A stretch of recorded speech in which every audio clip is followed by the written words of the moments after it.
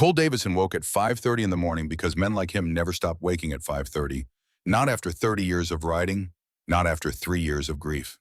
The clubhouse smelled like old leather and stale beer, and through the gaps in the boarded windows, Arizona dawn bled orange across the concrete floor. He sat on the edge of his cot in the back room, the one with the lock, the one nobody entered without knocking, and he stared at the photograph taped to the wall above the sink. Michael Aaron Davidson, born May 17th, 97, died November 3rd, 2021.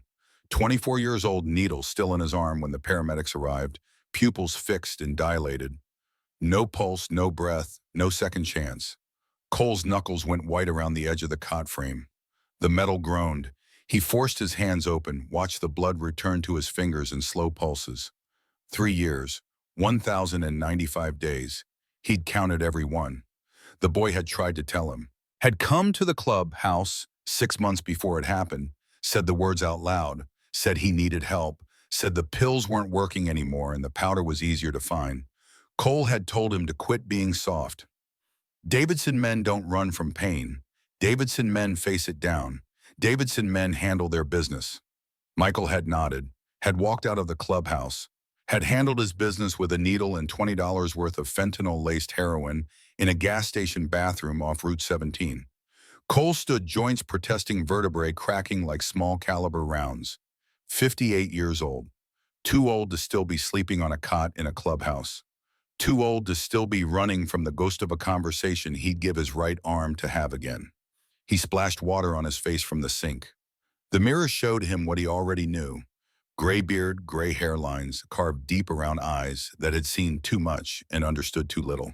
He pulled on his jeans, his boots, his cut, the leather vest with the Iron Brotherhood patches that marked him as president, as leader, as the man who was supposed to have answers. The main room of the clubhouse stretched empty and quiet in the early light. Pool table scarred with cigarette burns. Bar lined with bottles nobody had touched in weeks. Photographs covering every inch of wall space, faces of brothers, past and present. Some alive, some in the ground, all of them bound by the same code: loyalty, honor, brotherhood above blood. And in the center of the wall, isolated in its own frame, the photograph Cole couldn't walk past without feeling something crack open in his chest. Michael at 17, grinning, sitting on Cole's old Harley, giving the camera the same cocky smile that had once made Cole laugh and later made him want to scream. Footsteps on gravel outside. Cole knew the weight of each man's walk. This one belonged to Raymond Caldwell, early riser Vietnam veteran, the brother who'd been riding longer than most of the current members had been alive. The door opened. Raymond entered, carrying 2 cups of coffee from the gas station 3 blocks over, steam rising in the cool morning air.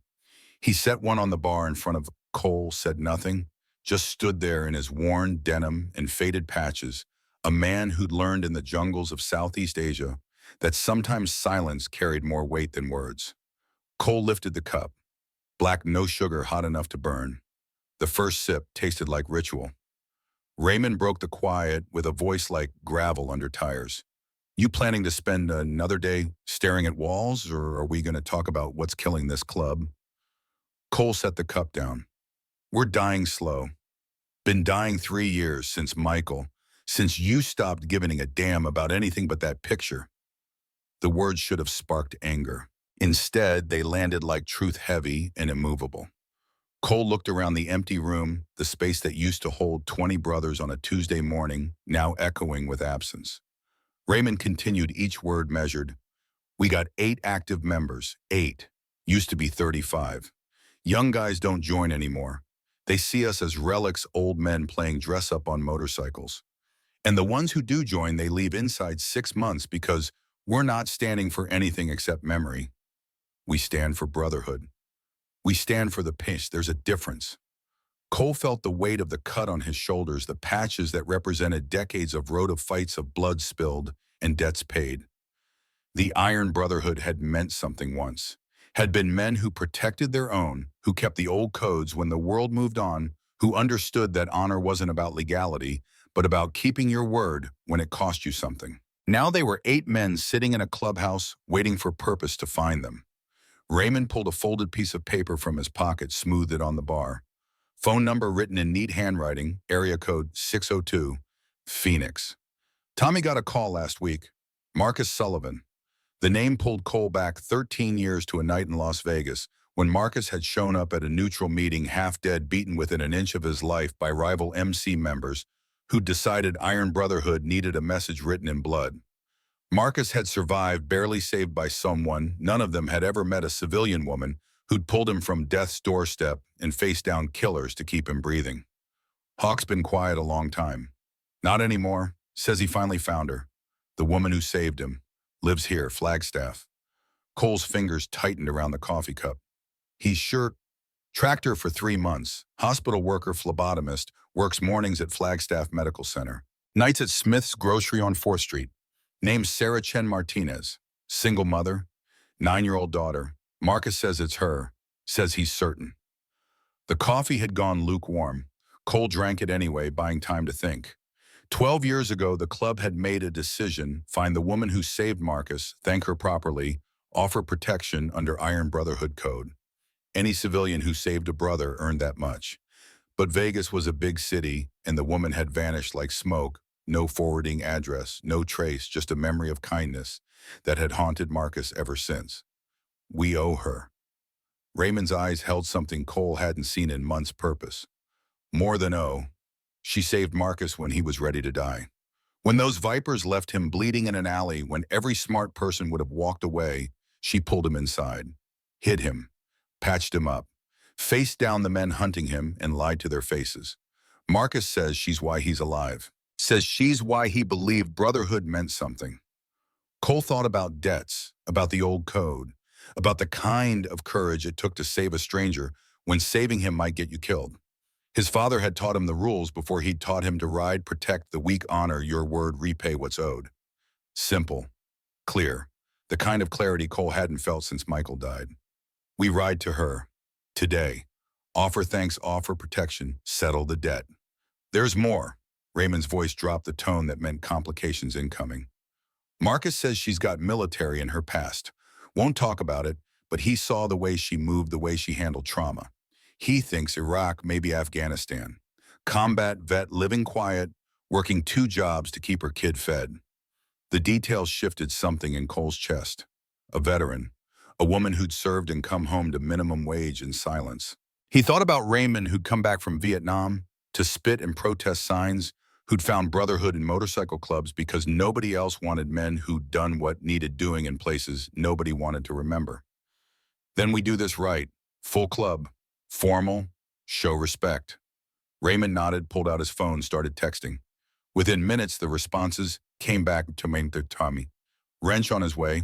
Jackson Bull pulling up in 15, young Danny Chen rolling out of bed and promising coffee first. The Brotherhood stirring purpose, lighting fires in men who'd been drifting. By 7 a.m., 8 men stood in the clubhouse wearing cuts and carrying the weight of ritual. Cole laid it out simple. Sarah Chen Martinez saved Marcus Sullivan in Vegas 2012. By old code, the debt passed to the club. Today they found her, thanked her, offered Iron Brotherhood protection for life. Tommy spoke up, the mechanic who'd been riding 20 years, who'd buried his wife and raised 3 daughters alone. We showing up at her work. No, too public might scare her. We find where she goes during downtime. Somewhere neutral. We approach respectful, explain the situation, let her decide how this goes.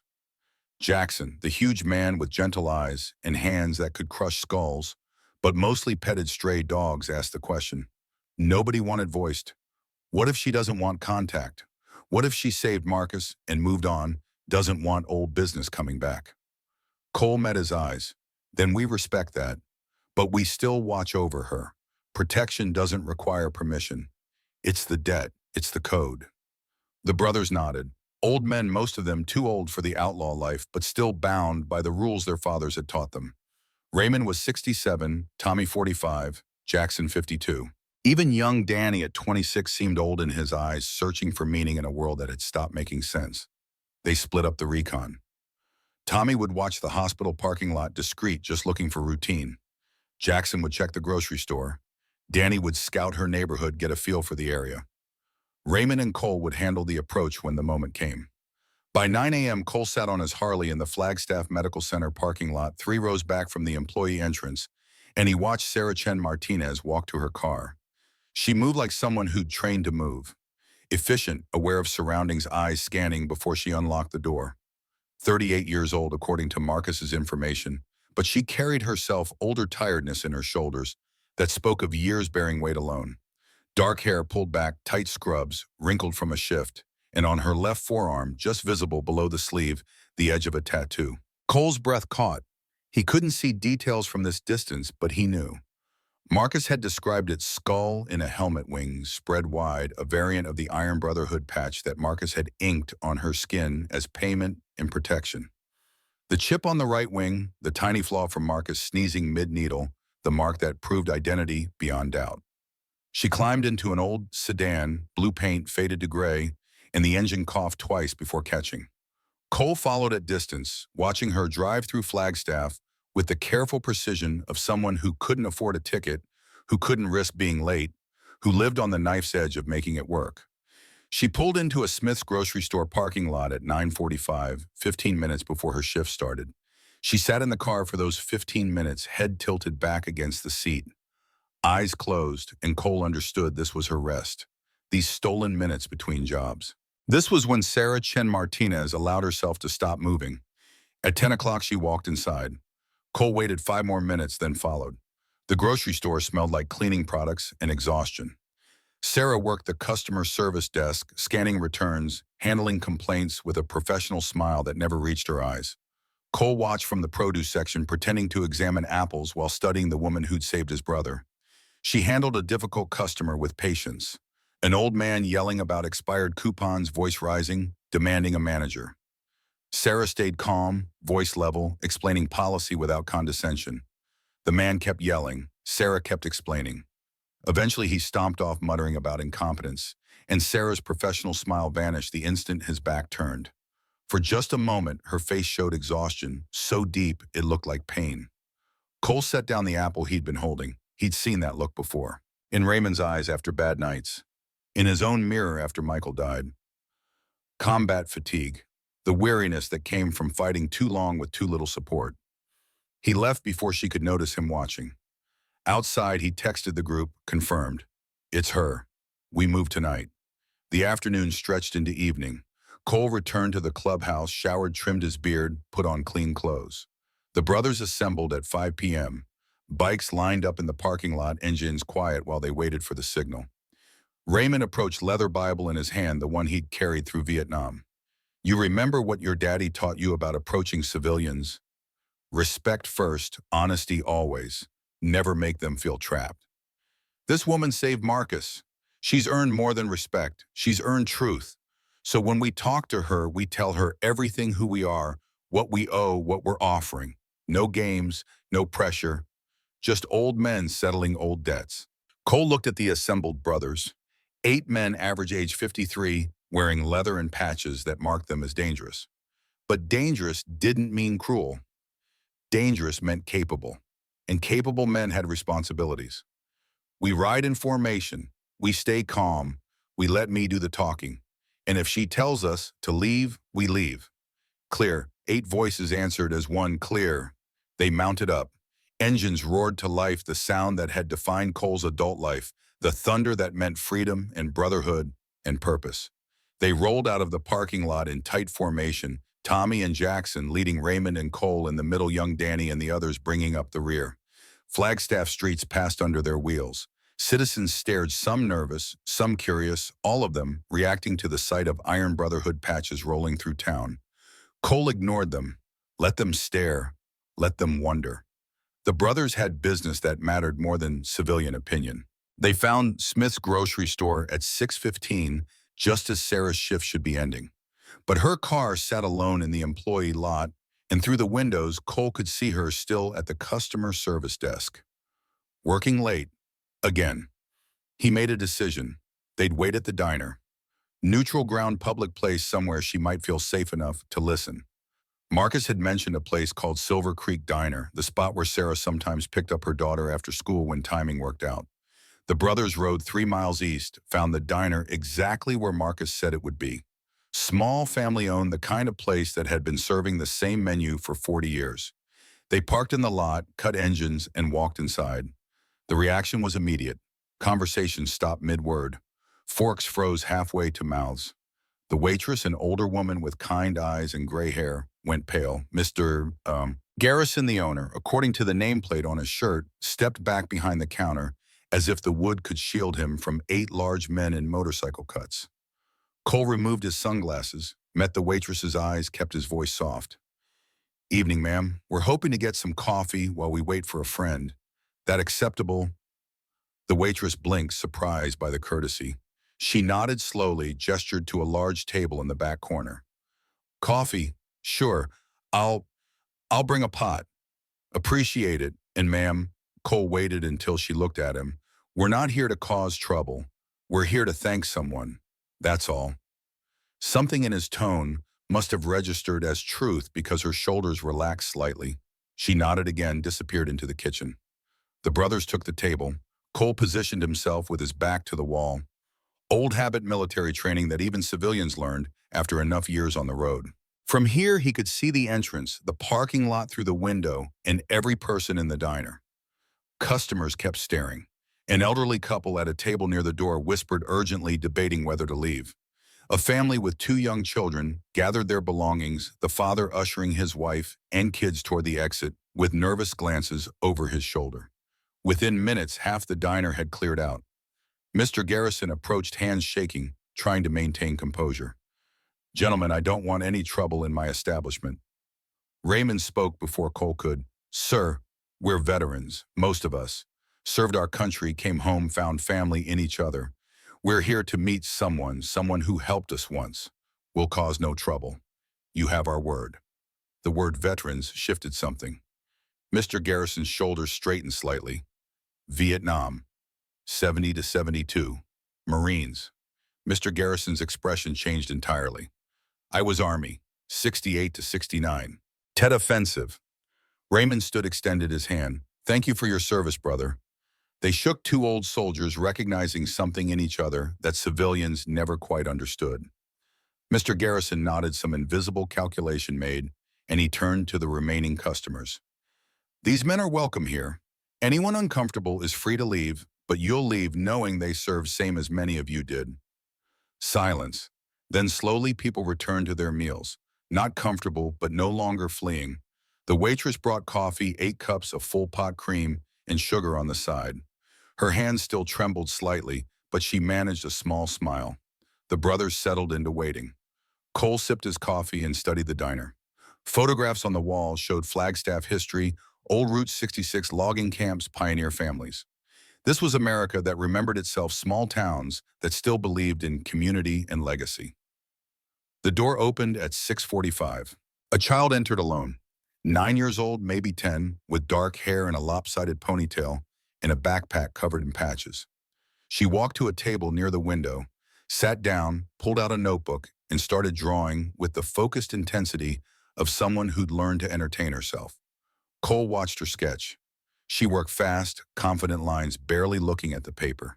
Her eyes kept flicking up, studying the diner, then back again to capture whatever she'd seen. Artist in training, observer by nature.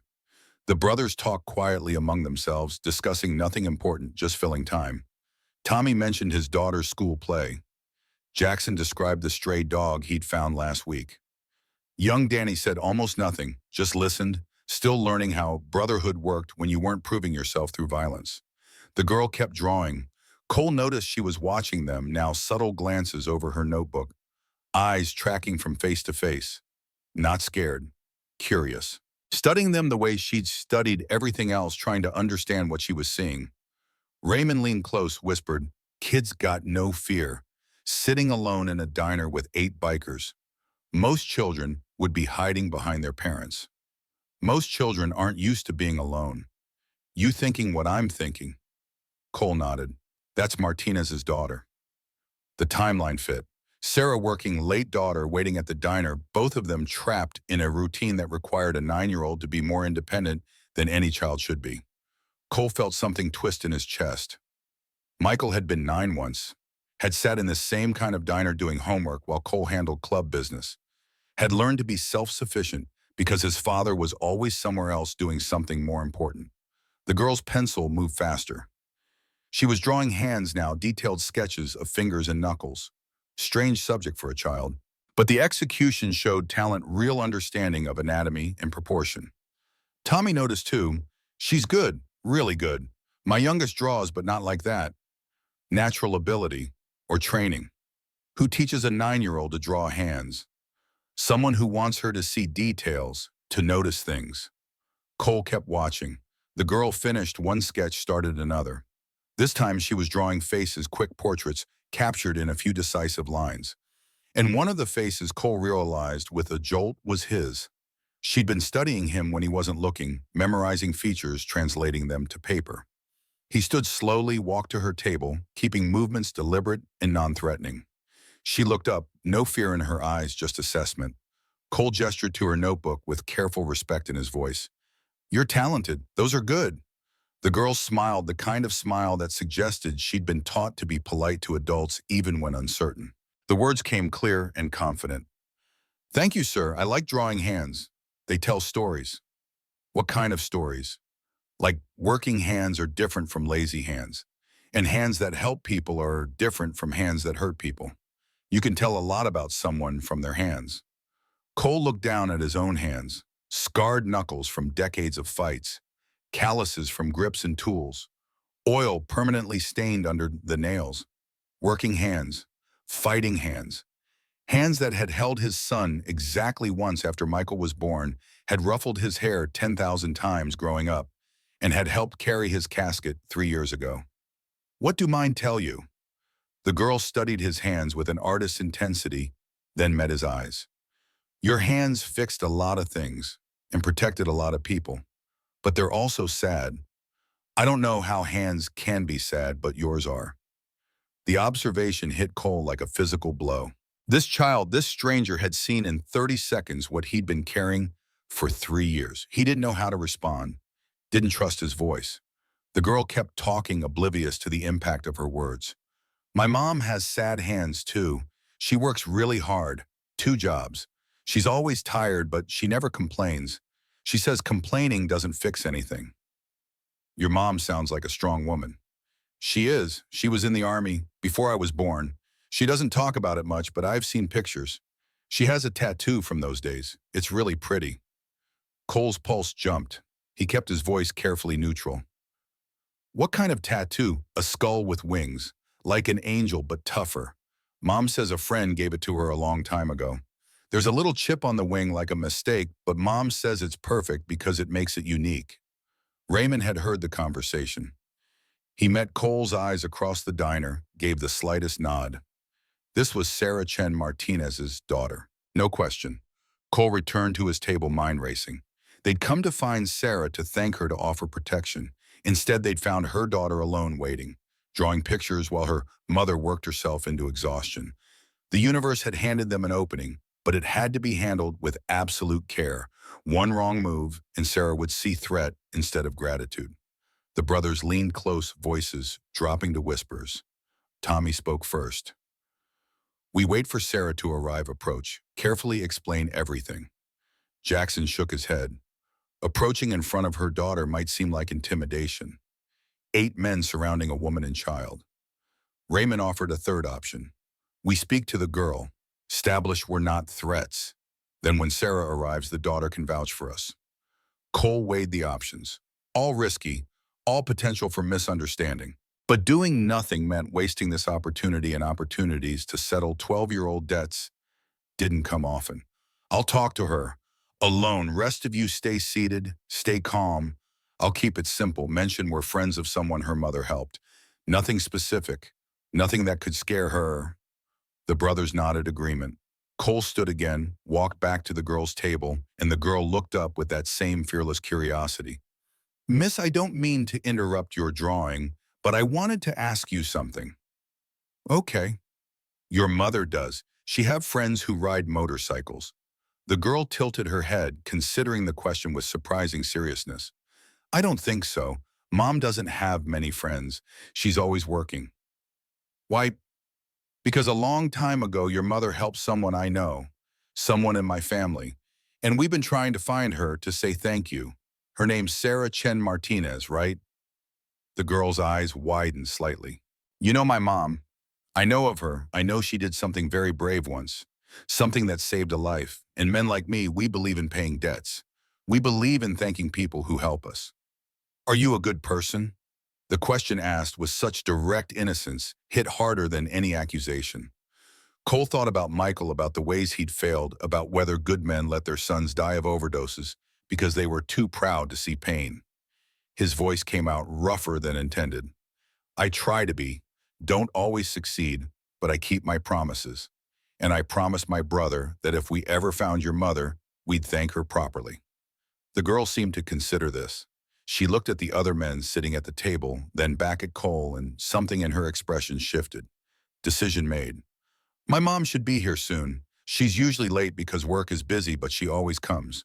You could talk to her then. That'd be good, thank you. Cole returned to his table. The brothers waited in silence, watching the door, watching the girl, watching the clock advance towards 7 p.m. At 7:15, a blue sedan pulled into the parking lot. Sarah Chen Martinez climbed out, moving with the exhausted efficiency of someone who'd been on her feet for 9 hours straight. She walked toward the diner entrance, and Cole saw her notice the motorcycles parked out front. Her stride hitched just slightly, wariness entering her posture. She pushed through the door, and her eyes went immediately to her daughter, checking for safety. The girl waved, smiling. Sarah's shoulders relaxed a fraction. Then she scanned the diner, assessing threats, and her gaze landed on the 8 men in Iron Brotherhood cuts sitting at the back table. The temperature in the room dropped 10 degrees. Sarah walked to her daughter's table, placed herself between the child and the bikers, and her voice carried combat-hardened authority. Emma, honey, get your things. We're leaving. The girl, Emma, looked confused. But Mom, this man knows you. He said you helped his friend once. Sarah's eyes snapped to Cole, and he saw calculation happening behind her expression. Fight or flight, protect her daughter, figure out the threat level. Cole stood slowly, hands visible, voice calm. Ms. Chen Martinez, I'm Cole Davidson, president of Iron Brotherhood MC. We're not here to cause problems. We're here because 12 years ago you saved Marcus Sullivan's life in Las Vegas, and we never got to say thank you. Sarah went completely still, the name Marcus Sullivan landing like a stone in still water. Her voice came out, carefully controlled. I don't know what you're talking about. Vegas, July 2012. Marcus came to your motel room bleeding from a beating. You pulled him inside, hid him, kept him alive for 3 days, while the men who wanted him dead searched room by room. You faced them down, told them you hadn't seen anything, saved his life at risk of your own. Sarah's hand moved, slightly protective instinct, pulling Emma closer. But she didn't run, didn't deny. She just stared at Cole with eyes that had seen combat and knew how to read danger. Marcus survived because of you. He's alive today because you did what almost nobody would do. And by the code we live by, that means you're owed. Protection, gratitude, whatever you need. The debt passes from Marcus to the club. We've been looking for you for 3 months, just to say this thank you. The silence stretched. Emma looked between her mother and Cole, trying to understand what was happening. The other customers had gone quiet again, sensing something significant unfolding.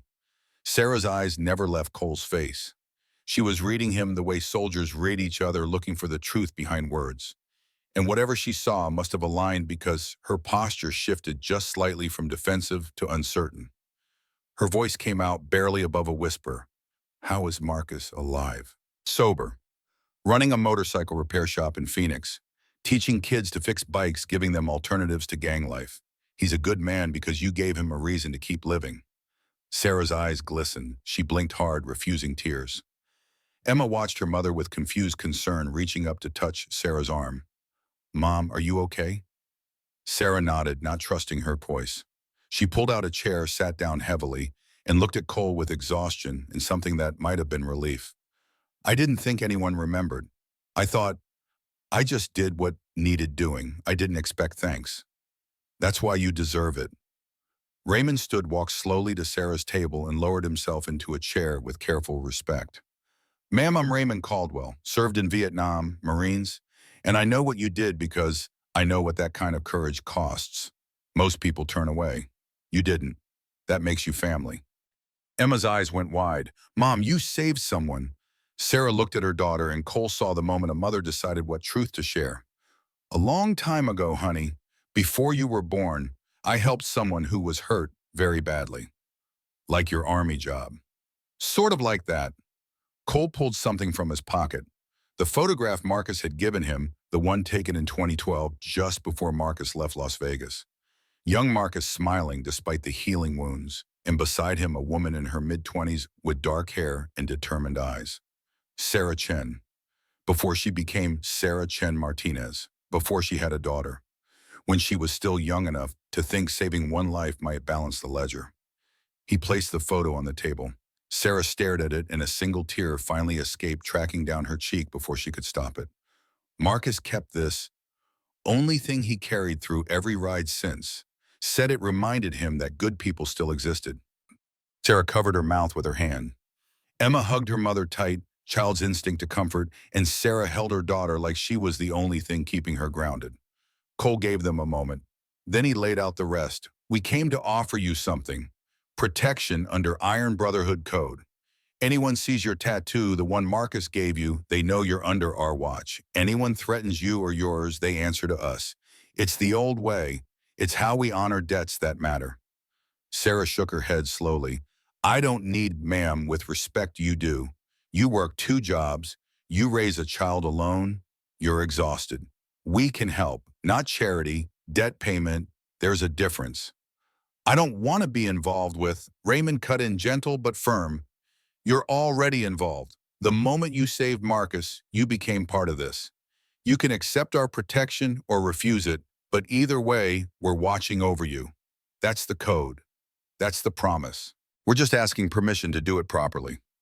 Sarah looked at Emma, then at the 8 men sitting in formation, waiting for her decision.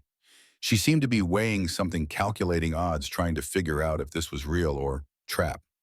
Emma spoke up, voice clear in the quiet diner. Mom, I think they're telling the truth. I've been drawing them for 20 minutes. Their hands aren't lying hands. Sarah looked at her daughter with surprised affection. You can tell that from hands. Hands tell stories, Mom. You taught me that. Sarah let out a breath that sounded like surrender, the kind that came from carrying weight too long alone. She nodded once slow, and her voice came out raw. Okay.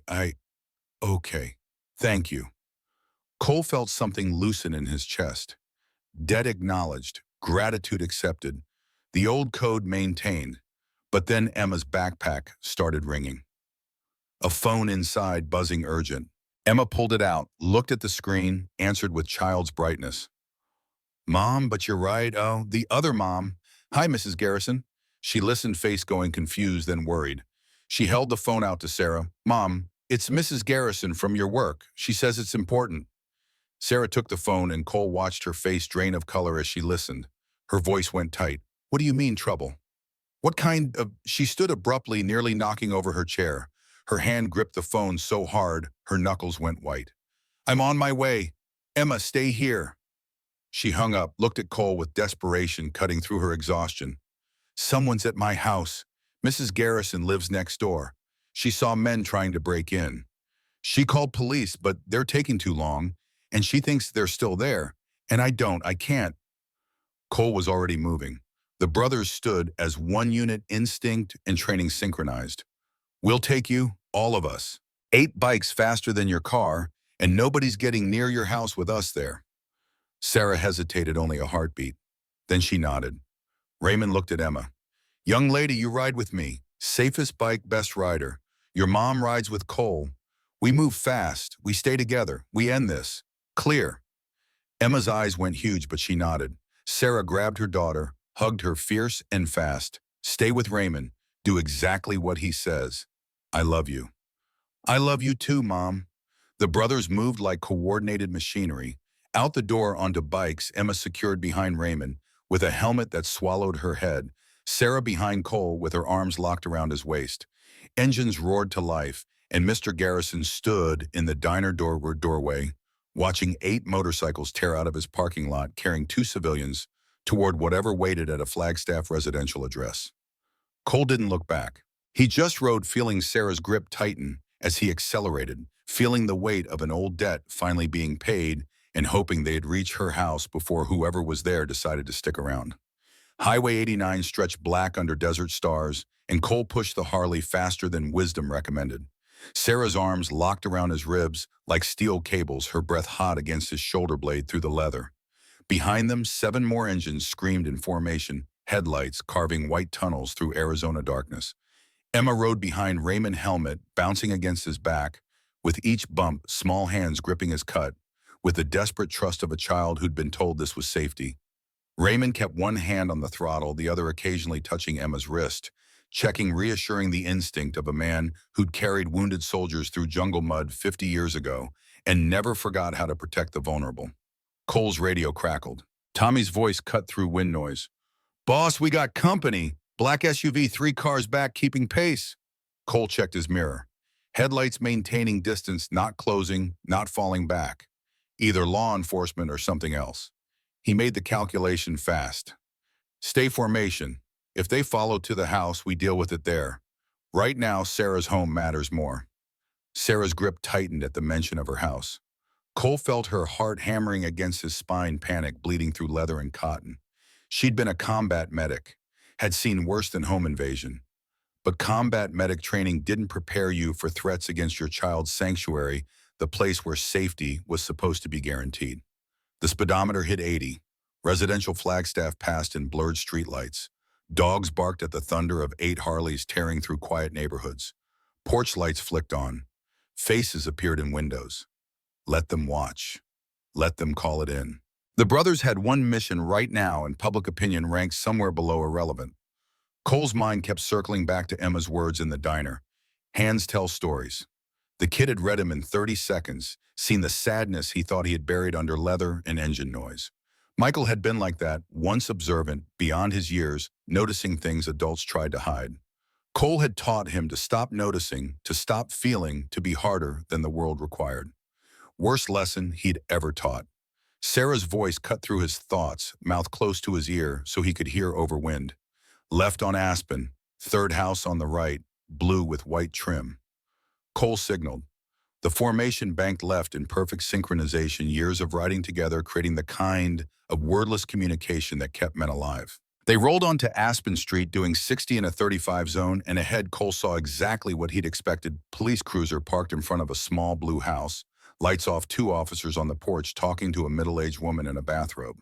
What he didn't expect, no broken windows, no kicked-in door, no signs of forced entry. The house sat intact and quiet. Cole pulled into the curb. The other bikes followed, engines cutting off in sequence. Sudden silence pressed down like physical weight after the sustained roar. Sarah was off the bike before Cole killed the engine, running toward the officers with controlled panic in her stride. Raymond helped Emma down, kept her hand in his, blocking her from moving forward until they understood the situation. Cole approached behind Sarah, hearing fragments of conversation. "Thought I saw someone trying windows, but when I came outside, they were gone." The neighbor woman explaining, nervous eyes flicking between Sarah and the 8 bikers now standing in her front yard. One officer, young, maybe 30, turned to face the new arrivals. His hand moved toward his service weapon, instinct and training. But he didn't draw. Smart. Drawing on 8 bikers without clear threat was how officers started situations they couldn't control. Cole raised both hands, palms out, voice calm and clear. "Officer, we're with Miss Chen Martinez. She received a call about possible intruders at her home. We provided escort to ensure her safety." The officer's partner, older, weathered, had eyes that recognized what he was seeing. Veteran, Cole guessed, someone who'd served, who understood the difference between motorcycle clubs and street gangs. This officer addressed Cole with careful respect. "Your Iron Brotherhood, Flagstaff, Chapter 10. "Yes, sir, I'm Cole Davidson, club president. These are my brothers. We're friends of Miss Chen Martinez. We mean no disrespect to your authority." The older officer studied the assembled bikers, then looked at Sarah. His voice gentled.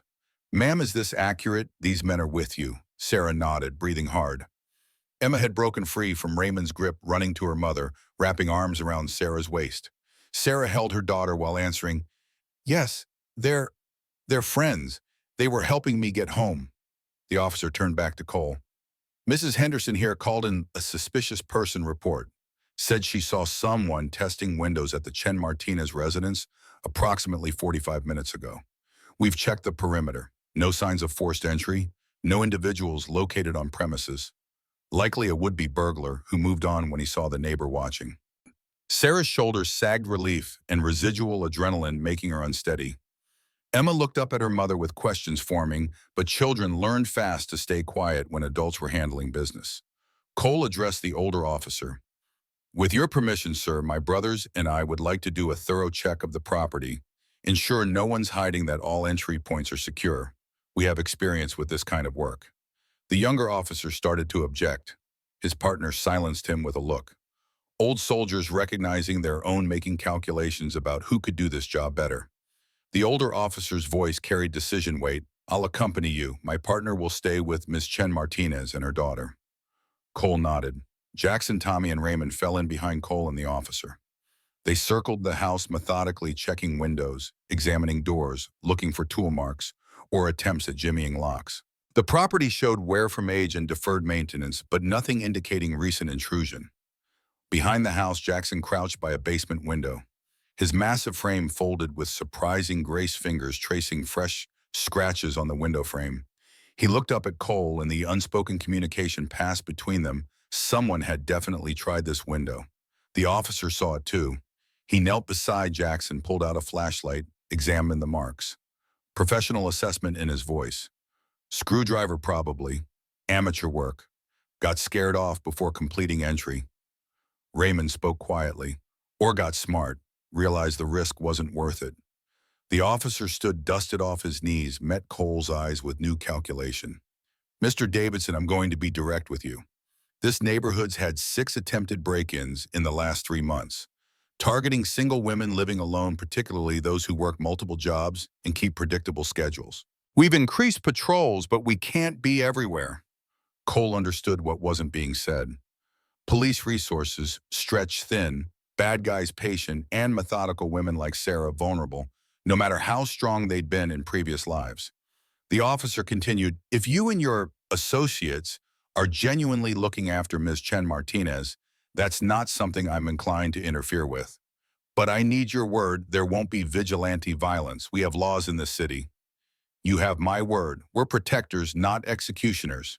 Anyone comes after Sarah or her daughter will contact you first. But we will make sure they understand this house is watched. The officer considered this, then extended his hand. Tom Peterson, Army 88 to 96, First Gulf War. Cole shook proper respect in his grip. Cole Davidson, too young for Vietnam, too old for Iraq, but my brothers served in both. Then you understand duty and limits. Yes, sir, we stay inside both. They returned to the front yard. Sarah stood with Emma tucked against her side. The neighbor, Mrs. Henderson, having retreated to her own porch to watch the proceedings with fascinated nervousness. The younger officer looked like he wanted to arrest someone on principle, but couldn't identify probable cause. Officer Peterson addressed Sarah. Ma'am, I recommend you consider a security system. The department can provide information on affordable options. In the meantime, you have my direct number. Any concerns you call. Sarah accepted his card with shaking hands. Thank you, officer. The police departed cruiser, rolling away slow enough to send a message, we're leaving, but we're watching. The neighbors could interpret it however they wanted. Cole just cared that Sarah's house showed no immediate threats. Tommy approached Sarah with mechanic's directness. Ma'am, your locks are builder-grade garbage, easy to pick, easier to bump. We can upgrade them tonight. Takes an hour, costs nothing. You'd sleep safer. Sarah started to refuse. Raymond cut her off before she could speak. Accepting help isn't weakness, it's wisdom. You've been carrying this load alone too long. Let someone else lift for a while. Something in Sarah's face crumbled, the exhaustion, overwhelming pride. She nodded. The brothers moved into action. Tommy and Jackson went to their bikes, retrieved toolkits that could rebuild engines or replace door locks with equal facility. Cole stationed young Danny and 2 others around the property perimeter. Eyes out warning system established.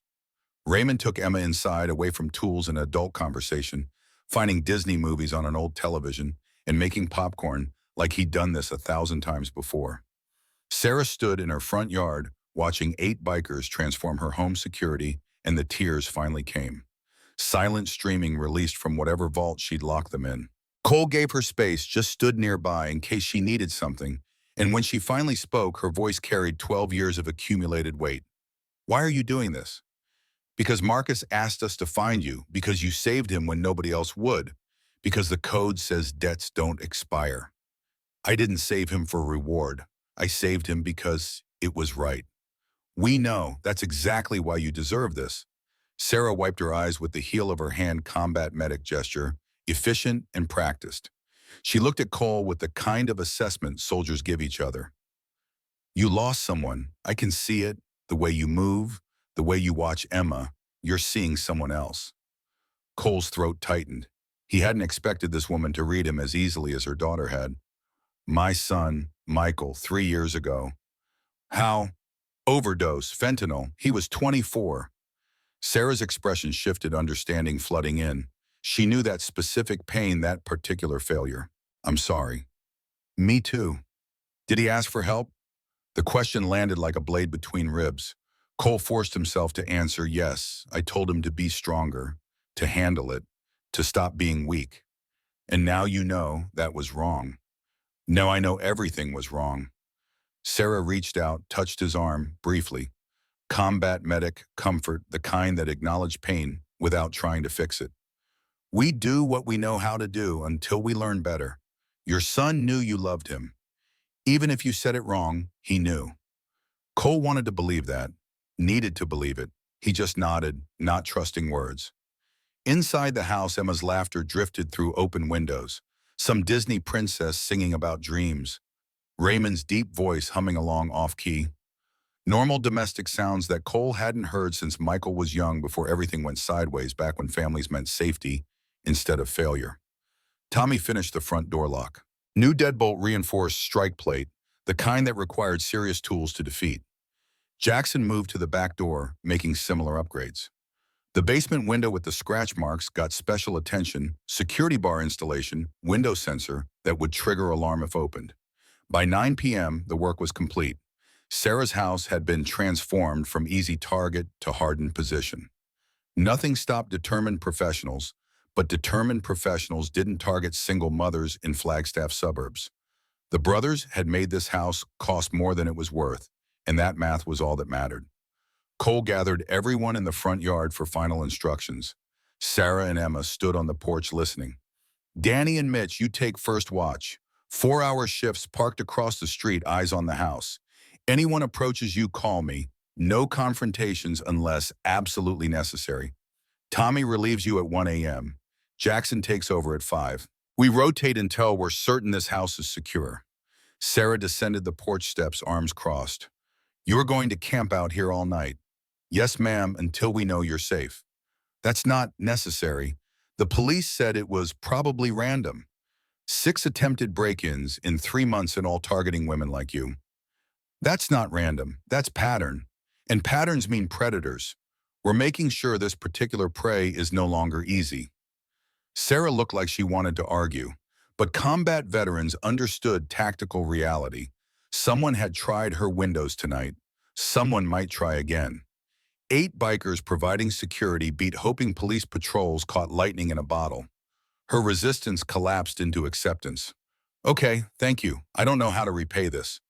You already did. Vegas 2012. Everything since is just us catching up. Emma appeared at Sarah's side, clutching Raymond's hand. The old Marine had won her over completely, and she looked up at him with the kind of trust children reserve for grandfathers. Mr. Raymond, will you come back tomorrow? Raymond's weathered face softened into something approaching gentle. If your mama says it's okay, I'll come back every day until we're sure you're safe. Emma turned to Sarah with pleading eyes. Sarah looked at Raymond, saw what Cole saw, old warrior who'd lost too much and found purpose in protecting what remained. She nodded permission. The brothers began mounting their bikes, but before engines started, another sound cut through the night. Single Harley approaching fast, riding hard, the distinctive note of someone pushing limits. The bike turned onto Aspen Street, headlights swinging towards Sarah's house. The rider wore no colors, no cut, just plain leather. But the way he moved, the way he rode, marked him as family.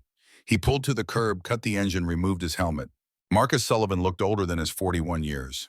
Gray threaded through dark hair, lines carved deep around eyes that had seen death and decided life mattered more. He stood beside his bike, staring at Sarah, and the distance between them held 12 years of silence. Sarah's hands covered her mouth.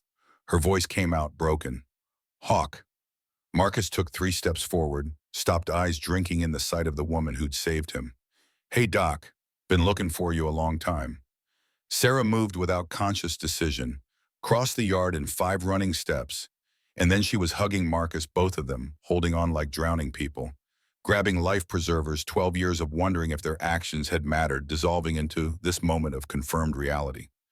Emma watched her mother embrace a strange man, confusion and concern warring in her expression. Cole knelt beside the girl, keeping his voice gentle.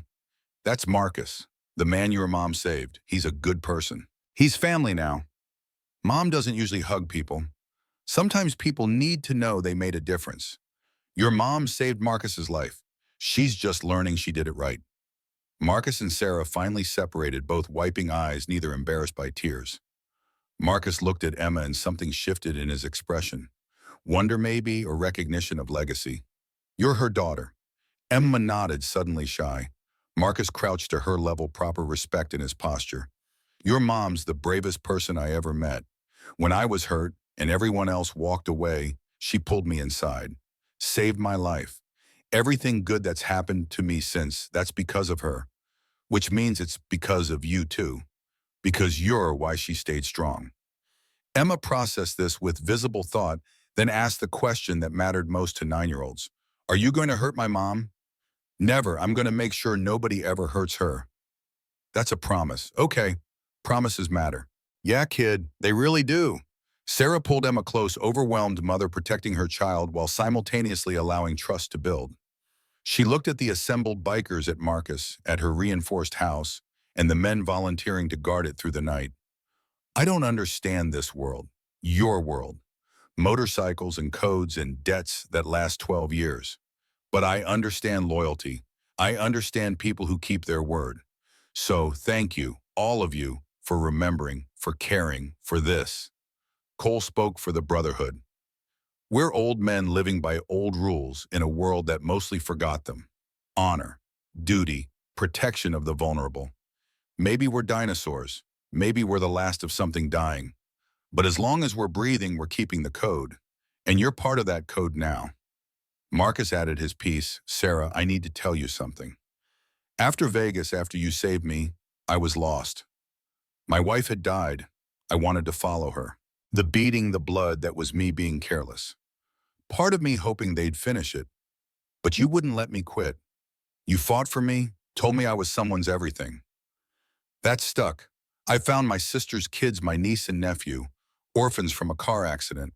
I took them in, raised them. They're 14 and 12 now, good kids, honor students. They exist because you made me live. So when I say I owe you, I mean you're the reason my family exists. Sarah's tears started fresh. Emma hugged her mother tighter. The moment stretched sacred and raw, the kind of emotional honesty men like Cole had been taught to bury, but was learning might be the most important thing to resurrect. Raymond cleared his throat, breaking the silence. Marcus, you staying for watch rotation? Until dawn, if needed. Good, we'll need the numbers. The brothers finalized positions. Danny and Mitch took first watch, parking across the street with clear sightlines. The rest prepared to depart, engines firing up in sequence. But before leaving, each man approached Sarah, offering something. Tommy handed her a card with his phone number. Car trouble, home repairs, anything mechanical. You call. No charge, that's family rate. Jackson gave Emma a small knife, folding blade, child-safe, emergency tool. Your mom can teach you when to use it. Raymond presented his leather Bible, the one he'd carried through Vietnam. For when the weight gets heavy, it helped me, might help you. Young Danny offered a letter-sealed envelope addressed to Emma. Read it when you're older. It's about finding purpose. Cole was last. He pulled a photograph from his wallet, the picture of Michael at 17 grinning on Cole's old Harley. He handed it to Sarah. My son, Michael, he'd be 27 now. He struggled with addiction. I handled it wrong. Maybe you can learn from my mistakes. Love loud. Ask for help. Don't teach your kid to hide pain. Sarah took the photo with reverent hands. He looks like you. He was better than me. I just didn't see it until too late. You see it now. That's what matters. Cole wanted to believe her. He nodded, turned to leave, but Emma's voice stopped him. Mr. Cole, your daughter, the one you haven't talked to, you should call her tonight. Cole looked at this 9-year-old child who saw too much, understood too deeply. Yeah, I should. Promise. The word carried weight beyond its syllables. Cole met Emma's eyes and saw expectation, accountability, the kind of pure faith that demanded adults be better than their fears. I promise. Good. Promises matter. The brothers departed, leaving Danny and Mitch on watch, Marcus standing guard on Sarah's porch, and inside the small blue house, a combat veteran finally allowing herself to believe that asking for help wasn't surrender, but strategy. Cole rode toward the clubhouse with Raymond beside him, both men processing the evening in the way old soldiers processed everything. Silence first, words when necessary. 3 blocks from Sarah's house, Raymond's voice cut through helmet comm. You're going to call Lisa. Kid made me promise. Kids don't let you escape promises. They remember. Michael used to do that. Hold me accountable. I taught him not to. So teach Lisa different. Not too late while you're both breathing. Cole pulled into the clubhouse parking lot, killed the engine, sat on his bike under Arizona stars thinking about phone calls and second chances and whether men who'd failed their sons deserved opportunities with daughters. His phone sat in his pocket, Lisa's number programmed but undialed for 2 years. Raymond dismounted, stretched vertebrae, cracking. I'm heading in. You need anything? Courage. That's the one thing you already got. You just got to aim it at family instead of strangers. Raymond disappeared inside. Cole sat alone with his phone, his fear in the memory of a 9-year-old girl saying promises matter. He pulled up Lisa's contact, stared at her name, remembered Michael's funeral, Lisa crying beside him, both of them drowning in separate grief, unable to reach across the space their family had become. He pressed call. 3 rings. 4. Cole started planning the voicemail he'd leave when Lisa's voice cut through, Dad. The word hit like physical impact. How long since she'd called him that, hey peanut? Silence. Then carefully, you haven't called me that in 10 years. I know, I'm sorry. Why now? What changed? Cole looked at the photograph of Michael still sitting on his bike's dashboard, then thought about Emma studying hands and finding truth. I met a kid today, 9 years old. She reminded me that it's not too late, not if we're still breathing. Michael's been gone 3 years, Dad. I know, and I missed him while he was alive. I won't miss you too. Not anymore. Lisa's voice cracked. I have a son. Tyler, he's 4. You've never met him. The information landed like a blow. Cole had a grandson, 4 years old, and he'd been so buried in grief over Michael that he'd missed 4 years of Tyler's life, missed the chance to be the grandfather he'd failed to be as father. His voice came out rough. I want to meet him. Please, I want to do better. I want to be the kind of grandfather I should have been as a dad. Just like that.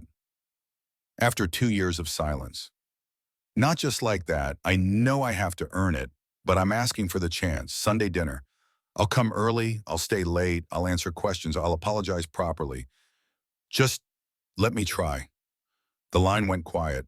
Cole could hear breathing calculation, the sound of a daughter deciding whether her father deserved forgiveness. Finally, Sunday, 5 p.m., don't be late. I'll be early. And Dad, promises matter. Cole's throat closed. Those words, the same ones Emma had used, the same ones Michael had probably wanted to say. But Cole hadn't let him. Yeah, they really do. See you Sunday. The call ended. Cole sat on his bike in the empty parking lot, and for the first time in 3 years, he cried. Not silent tears, not private grief. Real crying, the kind that came from breaking and rebuilding simultaneously, from recognizing failure and receiving grace in the same breath. Raymond appeared in the clubhouse doorway, saw Cole's shoulders shaking, and didn't approach. Old Marine wisdom, some battles men fight alone. But he stayed visible, present, the way brothers were supposed to be present. Watching, waiting, ready to help if called. Eventually, Cole wiped his face, dismounted, walked inside. Raymond handed him a whiskey without asking. Cole drank it in one swallow, felt the burn, welcomed the pain that meant he was still alive enough to feel. You called her? Yeah, Sunday dinner. Meeting my grandson for the first time. Good, that's good, brother. Cole nodded. He thought about Sarah saving Marcus, about debts that lasted 12 years, about Emma reading souls through hands, about Michael dying because Cole taught him wrong, about Tyler growing up without a grandfather because Cole was too proud to admit failure. He thought about second chances and whether men like him deserve them. Raymond seemed to read his mind. We're old warriors, Cole. We've made mistakes, we've lost people, but as long as we're breathing, we get to try again. That's the code too. Not just protection and honor, redemption, growth, being better tomorrow than we were today. You believe that I survived Vietnam, came home to a country that hated me, found brotherhood in men who understood, rebuilt a life from ashes. Yeah, I believe it, because I lived it. Cole set down the empty glass. Tomorrow he'd organize security rotations for Sarah's house. He'd make sure Emma got to school safe. He'd start planning Sunday dinner with Lisa and Tyler. He'd take all the lessons he'd learned from failure and try finally to apply them to family. But tonight he just sat with Raymond in the quiet clubhouse, two old soldiers who'd seen too much death and were learning slowly to choose life.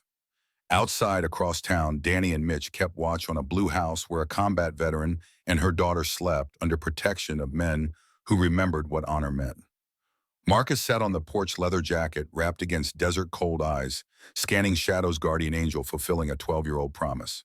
And Emma lay in bed clutching Raymond's Bible, thinking about hands that told stories and bikers who kept their word, and the strange comfort of knowing that scary-looking people could be the safest people in the world. The night passed quiet. No intruders, no threats, just old warriors keeping watch while those they protected found rest. Dawn would bring new challenges, but tonight the code held. Sunday morning arrived with Arizona sun burning through Cole's clubhouse window at 6 a.m. He'd been awake since 4, staring at the ceiling, rehearsing conversations that couldn't be rehearsed, trying to prepare for a moment that defied preparation. Meeting your grandson for the first time after missing his entire life didn't come with scripts. Raymond found him in the kitchen nursing coffee strong enough to strip paint. The old Marine poured his own cup, settled into the chair across from Cole with the comfortable silence of men who'd shared enough years to skip pleasantries. You ready for this? Cole's hands wrapped around the mug like it could anchor him. No, but I'm going anyway. That's all readiness is, showing up scared. What if Tyler hates me? What if Lisa changed her mind? Raymond's expression held the patience of someone who'd counseled frightened young Marines before their first combat. Then you show up anyway. You apologize anyway. You try anyway. That's how you rebuild what broke. Cole nodded, the gesture carrying more weight than agreement. He thought about Michael, about all the times his son had needed him and gotten lectures instead of listening. About Emma seeing sadness in his hands and speaking truth no adult had dared voice. About second chances being gifts you didn't earn, but accepted with gratitude. His phone buzzed. Text from Lisa. Still on for today? Cole typed back with unsteady fingers. Wouldn't miss it. What can I bring? 3 dots appeared, disappeared, appeared again. Finally, just yourself. That's all Tyler wants. The words carved something open in Cole's chest. A 4-year-old boy who'd never met his grandfather but wanted to. Innocence believing in possibility. Cole had spent 3 years assuming Lisa's silence meant rejection when maybe it had just meant waiting for him to be ready. He texted back, I'll be there at 4:30. 5 p.m. Dad, don't be early. I need time to prepare him. Cole understood.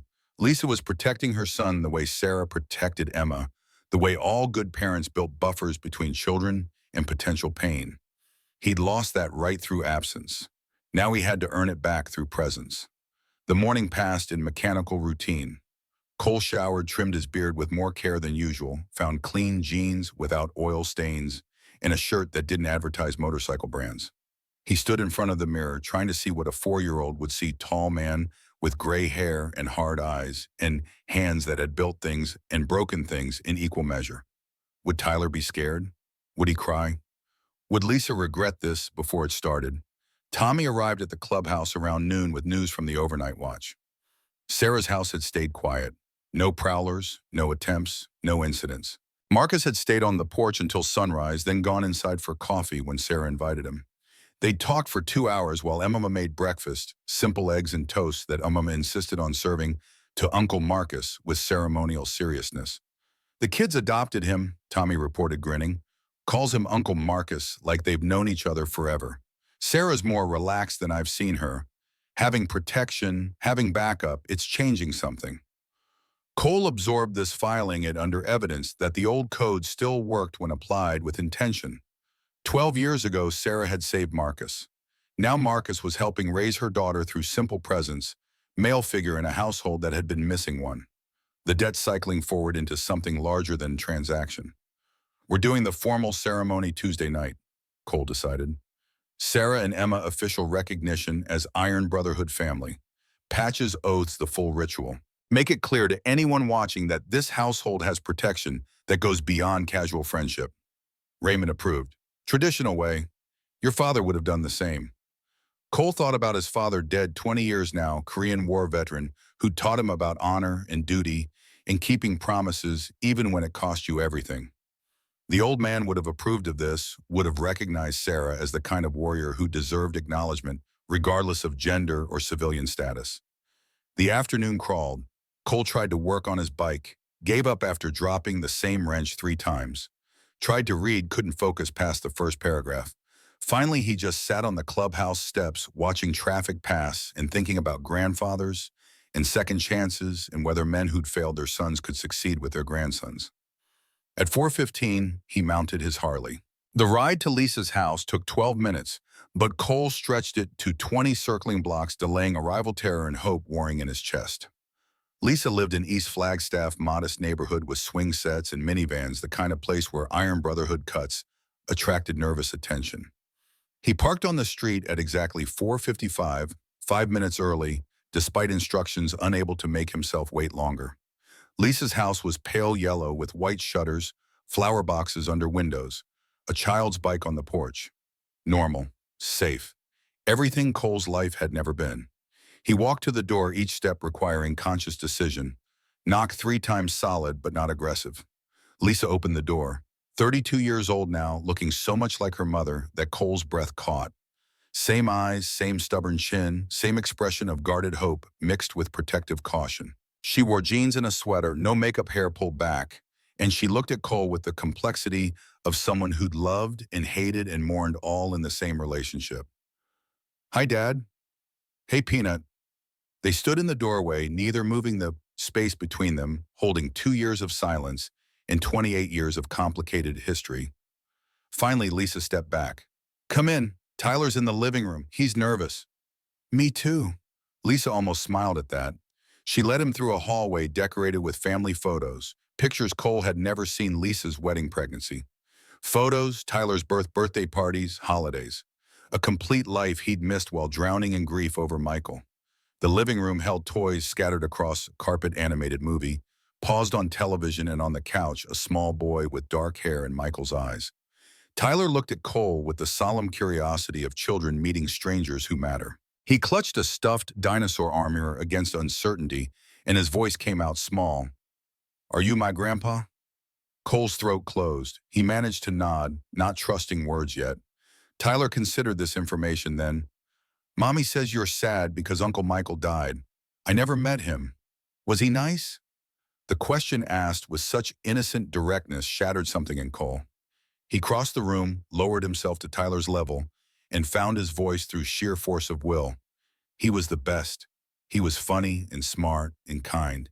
He would have loved you so much. Mommy says I look like him. You do, you really do. Tyler processed this, looked at his mother for confirmation. Lisa nodded, eyes bright with unshed tears. Tyler turned back to Cole. Do you want to see my dinosaurs? I have 17.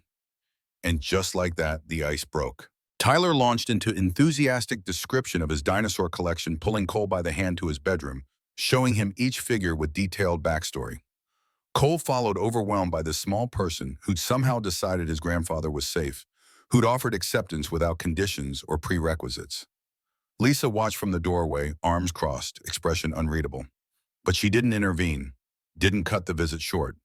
Just let her son and her father figure out what connection looked like. They played dinosaurs for an hour. Tyler narrated complex scenarios involving T-Rex and Triceratops, while Cole provided sound effects and asked questions that made Tyler explain his reasoning. It felt surreal, this domestic moment, this normal grandfather behavior.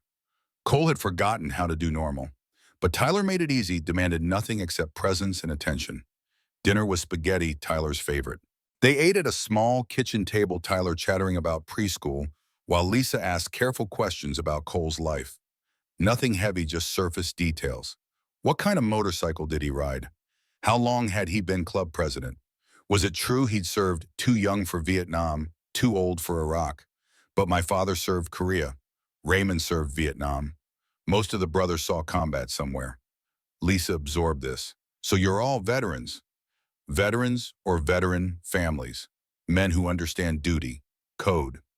And this code involves helping Sarah Martinez. Cole met his daughter's eyes. 12 years ago, Sarah saved Marcus's life when nobody else would. By our code, that debt passes to the club. We protect her now, her and Emma. That's non-negotiable. Emma's the little girl, 9 years old. Yeah, smart kid, observant. She's the one who told me to call you. Lisa's expression shifted, surprise breaking through guard. A 9-year-old told you to call me. Said I should talk to my daughter because promises matter. She's right. Tyler interrupted, oblivious to adult subtext. Grandpa, after dinner, can we watch dinosaur movie? Cole looked at Lisa, asking permission. She nodded slowly. They watched animated dinosaurs adventure across the screen. Tyler snuggled against Cole's side, small, warm weight that felt like redemption. Lisa sat in the chair across from them, and Cole caught her wiping her eyes twice. Not sad crying, something else. Maybe relief that her father was capable of gentleness, that Tyler could have a grandfather after all. When the movie ended, Tyler had fallen asleep against Cole's chest. Lisa came over, looked down at her son, and her voice came out thick. He's been asking about you for a year, since Michael died. Wanted to know where his grandpa was, why you didn't visit. I didn't know what to tell him. I'm sorry, I got lost in grief. Used Michael's death as excuse to stop trying.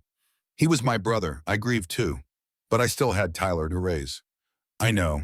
You're stronger than I was, than I am. Lisa sat beside them on the couch, careful not to wake Tyler. Why now? Really? Cole thought about Emma reading his hands, about Sarah accepting help after years alone, about Raymond saying redemption was possible while you were still breathing. Because a 9-year-old girl looked at me and saw sadness. And instead of being afraid, she told me to fix it. Kids have this clarity adults lose. They just say what's true. Emma sounds special. She's her mother's daughter. Sarah's a combat veteran. Iraq. Medic. Came home broken, rebuilt herself, works 2 jobs to give Emma stability. She's what strength looks like when nobody's watching. Lisa studied her father. You admire her. I admire anyone who keeps going when they have every reason to quit. Is that what you're doing now? Keeping going? Cole looked down at Tyler, sleeping against him, at the grandson he'd almost missed meeting, at the chance he didn't deserve, but was receiving anyway. I'm trying. Not sure I'm succeeding, but I'm showing up. That's all I know how to do right now. Lisa was quiet for a long moment. Then showing up is everything, Dad. That's what I needed from you after Michael died, just presence. Instead, you disappeared. I know, I'm sorry. Stop apologizing. Start doing better. That's the plan. They sat in silence while Tyler dreamed, peaceful and safe, while Lisa worked through whatever calculations mothers made about protecting their children from damaged grandfathers. Finally, she spoke, you can visit every Sunday, if you want. Tyler would like that. Cole's vision blurred. I'd like that too.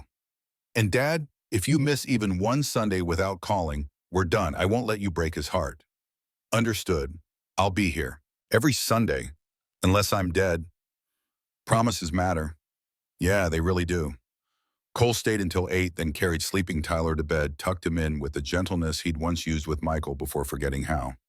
Lisa walked him to the door, and before he left, she hugged him, brief and fierce, the kind of hug that said forgiveness was possible but not complete. See you next Sunday, Dad. I'll bring something. What does Tyler like? Dinosaurs, obviously. Cole smiled, first genuine smile in 3 years, and rode home through darkness, feeling lighter than he had since Michael died. One Sunday visit didn't fix everything, but it was a start. and starts mattered when you'd been stuck in ending for so long. Tuesday night arrived with ceremony weight. The Iron Brotherhood gathered at the clubhouse, full membership assembled for the first time in months. Sarah and Emma had been invited, formal requests delivered by Marcus, who'd explained the significance with careful respect. Sarah arrived at 7 wearing clean jeans and a simple blouse, Emma beside her, in a dress she'd insisted on, both of them nervous and uncertain. The clubhouse intimidated civilians, walls covered in motorcycle parts and Brotherhood history, beer signs and leather everywhere. But the brothers had cleaned, organized, made the space presentable for guests who mattered. Cole greeted them at the door, formal president mode engaged. Sarah, Emma, welcome. Thank you for coming. Sarah's military bearings showed through her civilian clothes, spine straight, eyes assessing. Marcus said this was important. It is. We're making formal what's been true since 2012. Your family. Brotherhood recognizes that officially tonight. Emma held her mother's hand tight, taking in 8 large men in leather cuts, standing in formation. Raymond smiled at her gentle grandfather energy that cut through intimidation. Emma smiled back, relaxing slightly. Cole led them to the center of the room. The brothers formed a half circle, Marcus standing beside Sarah like honor guard. Tommy held a leather vest, patches sewn onto it with precision that showed hours of work. Jackson carried a wooden box, contents unknown. Cole spoke with ritual formality, words his father had taught him. Sarah Chen Martinez, 12 years ago you saved Marcus Sullivan's life, pulled him from death, protected him from enemies, gave him reason to keep living. By the code our fathers taught us, that act binds you to Iron Brotherhood, not as member, but as protected family. Tonight we formalize that bond. He gestured to Tommy, who stepped forward, holding the vest. Patches showed Iron Brotherhood colors, but also unique symbols, medical cross, angel wings, the words Sister of the Road embroidered in silver thread. This cut marks you as Brotherhood family.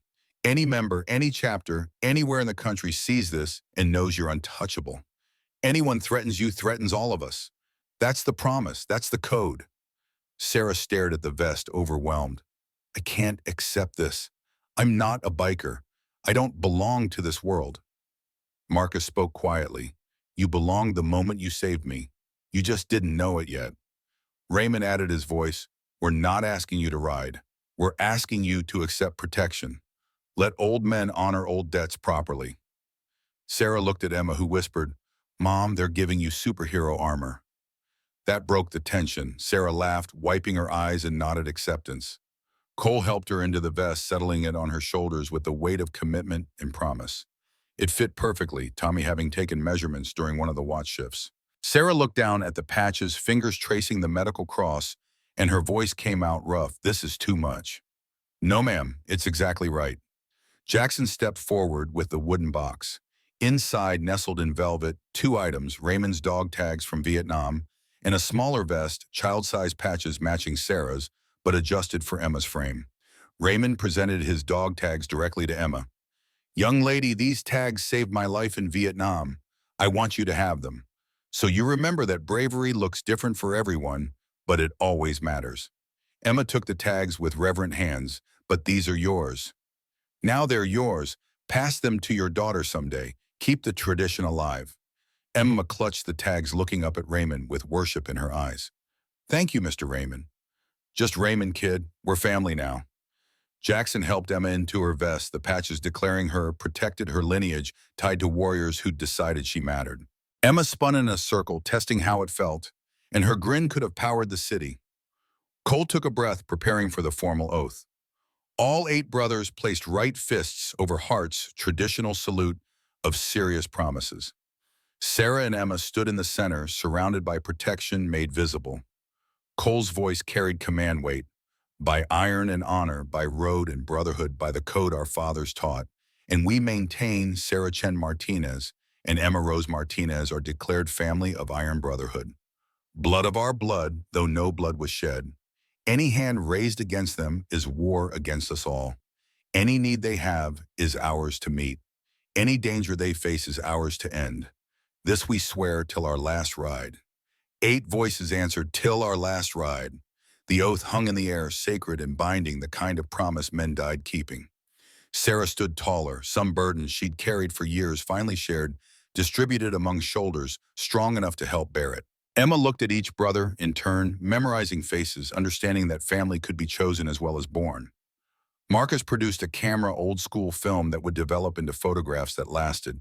He positioned everyone, Sarah and Emma in front, brothers arranged behind like guardian wall. The flash captured the moment, preserving it for the clubhouse wall, where it would hang beside decades of similar ceremonies. After formality came food. The brothers had ordered pizza, awkward hospitality from men more comfortable with beer than hosting. But Emma didn't care about sophistication.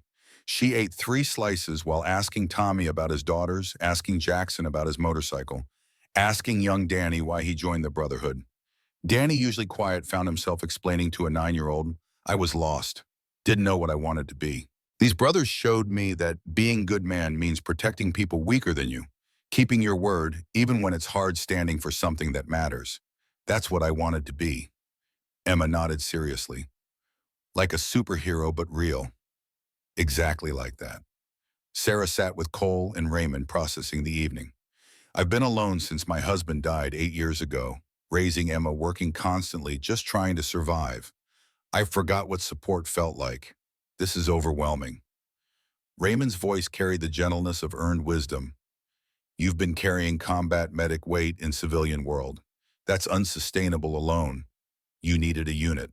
Now you have one. But I'm not military anymore. I'm just... Cole interrupted. You're never just anything. You're a warrior who came home and kept fighting, kept protecting, kept saving lives even when no one thanked you. That's who you are, and that's who we recognize tonight. Sarah's composure cracked, tears flowing freely now, months or years of held emotion releasing. Emma noticed, came over, wrapped small arms around her mother. Don't cry, Mom. Happy crying is okay. Sarah held her daughter, nodding against Emma's hair. Very happy crying, baby. The evening stretched into night. Brothers taught Emma card games while Sarah talked with Marcus about his life since Vegas, catching up on 12 years in compressed conversation. He showed her photos of his niece and nephew, now teenagers, both smiling and healthy, evidence that her choice to save him had rippled forward into generations. They know about you, Marcus said. I told them the story, how their uncle was dying and a stranger pulled him inside, how that stranger is why they have family now. They want to meet you someday. I'd like that. Next month, maybe I'll bring them up from Phoenix. Emma can meet kids who owe their stability to her mom being brave. Sarah agreed, and Cole watched the connections forming, the way old debts transformed into new relationships, the way the code created family from strangers. By 10 o'clock, Emma was falling asleep in her chair. Sarah stood gathering her daughter. We should go. Tomorrow's school. The brothers walked them out, full escort to the car, Emma wearing her vest over her dress, Raymond's dog tags around her neck. She hugged each brother goodnight, child's unself-conscious affection that melted men who thought they'd forgotten how to feel. Cole watched Sarah drive away, Emma waving through the back window until they turned the corner. The brothers stood in the parking lot, quiet moment of shared satisfaction, knowing they'd done something right. Raymond spoke first. This is what we're supposed to be. Not outlaws, protectors. Tommy agreed. I haven't felt this good about the club in years. Helping Sarah and Emma, that matters more than any bar fight or territorial bullshit. Young Danny added his voice. This is why I joined. This right here. Cole looked at his brother's men who'd chosen to live by codes most people had forgotten and felt something shift in his understanding. Michael's death had convinced him the world was only pain and failure. But Sarah saving Marcus, Emma seeing truth in hands, Lisa giving him another chance with Tyler, the Brotherhood rallying to protect those who needed protection, all of it suggested the world also held redemption and purpose. The code didn't just demand sacrifice, it offered meaning. 6 months later, Emma sat in Silver Creek Diner doing homework while waiting for her mother. The diner had become comfortable, familiar, the place where everything had started that October night. Mr. Garrison brought her hot chocolate without asking, and Betty the waitress checked on her between customers. The door opened. Cole entered, not in his cut, just regular clothes, carrying a bag from the toy store. Behind him, a small boy with dark hair and curious eyes. Emma looked up, grinned. Mr. Cole, and you must be Tyler. Cole smiled, the expression coming easier now after months of practice. Meet my grandson. Tyler, this is Emma. She's the one I told you about. The brave girl. Tyler, 4 years old and shy, peeked from behind Cole's leg. Hi. Emma closed her homework. Want to see what I'm drawing? I'm making a picture of all the brothers on motorcycles. Tyler nodded, and Emma pulled out her sketchbook showing detailed drawings of each brother, their bikes, their patches, all rendered with artistic skill that kept improving. Tyler was fascinated, pointing at Raymond. Who's that? That's Raymond.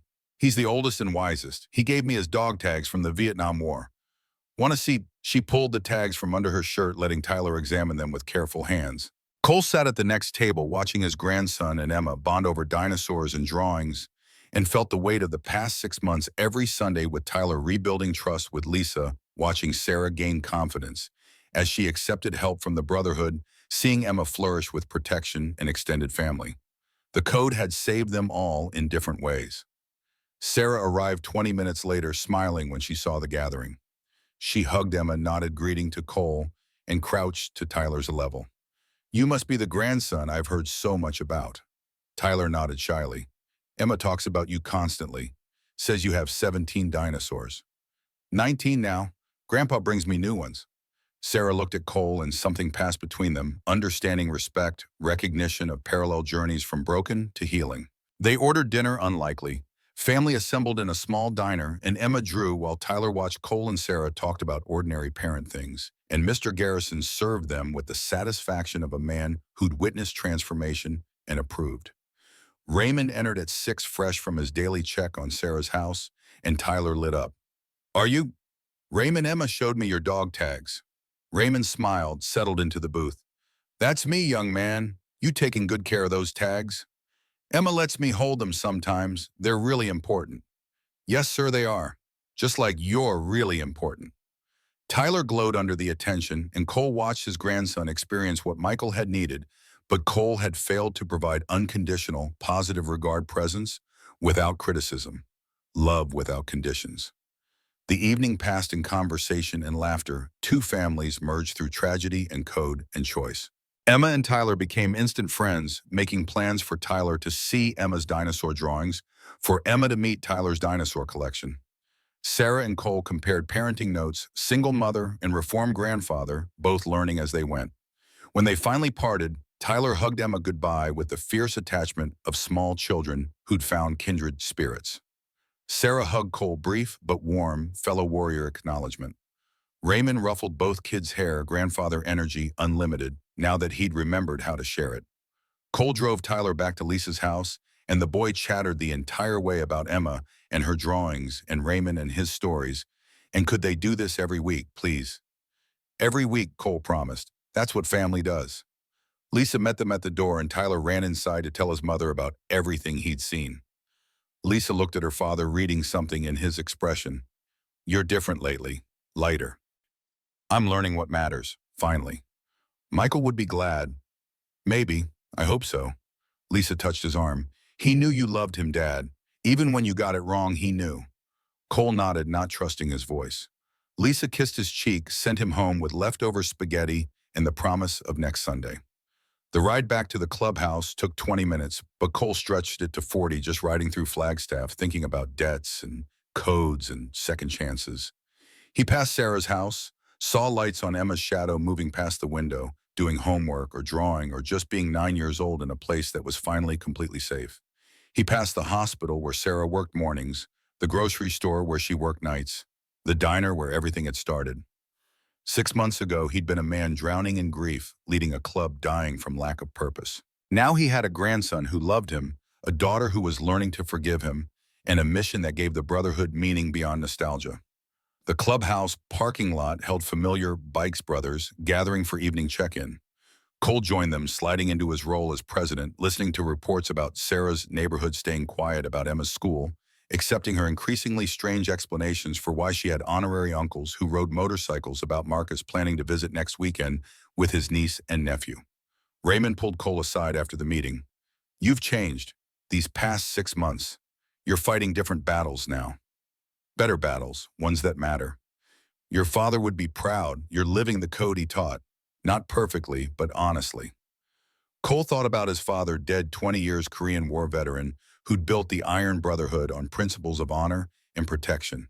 The old man had made mistakes too, had been hard in ways that hurt, but he'd kept his promises and protected those who needed it. Maybe that was all anyone could do. Try to be better. Fail sometimes, keep trying anyway. I'm going to keep showing up for Tyler, for Lisa, for this club, for Sarah and Emma. That's all I know how to do. That's all anyone can do. Show up, keep your word, protect the ones who need it. The rest sorts itself out. They stood in the parking lot, two old warriors who'd seen too much death and chosen to protect life instead, and the Arizona night held them with the same indifference it held everyone. But they weren't alone. They had brothers, family chosen, and found codes that outlasted trends and purpose, that came from doing right when everything was easier. Cole looked at the clubhouse, at the brothers inside, at the photograph they'd hung 6 months ago of Sarah and Emma surrounded by warriors. He thought about Michael always would, but the grief felt different now. Less like drowning, more like remembering. Pain that had transformed into determination to do better with the chances remaining. His phone buzzed. Text from Emma. Thank you for bringing Tyler. He's nice. You're a good grandpa. Promises matter. Cole smiled, typed back, yes they do. See you next Sunday. Another text, this one from Lisa. Tyler's asleep with the dinosaur you brought him. Thank you, Dad. And one more from Sarah. Emma won't stop talking about tonight. She asked if Mr. Cole is her grandpa too now. I told her family doesn't work that way, but she said family works however people decide. She might be right. Cole sat on his bike reading messages from people who'd chosen to trust him despite his failures, and felt something he hadn't felt in 3 years' hope. Not the naive kind that ignored reality, but the earned kind that came from getting knocked down and choosing to stand anyway. The code held. The brotherhood endured. The old ways still mattered when applied with wisdom and heart. And somewhere in Flagstaff, a 9-year-old girl slept safe under protection of men who'd sworn oaths that meant something, while her mother finally rested, knowing she didn't carry the weight alone. Morning would bring new challenges. But tonight, the last honor had been paid, and that was enough.